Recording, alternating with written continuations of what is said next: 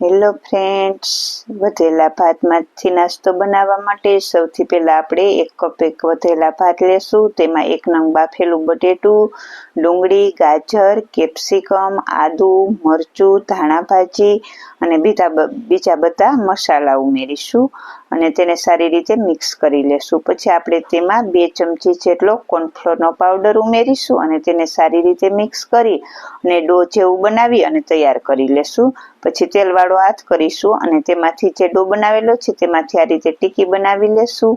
તેલ ગરમ મૂકીશું। તેલ ગરમ થાય એટલે જે આપણે ટીકી બનાવેલી છે તે ઉમેરીશું અને તેને સરસ બ્રાઉન કલરની થાય ત્યાં સુધી સેલો ફ્રાય કરી લેશું। તો તૈયાર થઈ ગઈ છે મસ્ત મજાની વધેલા ભાતમાંથી ટીકી। ફૂલ વિડીયો જોવા માટે પેજને લાઈક કરો અને ચેનલને સબસ્ક્રાઈબ કરો।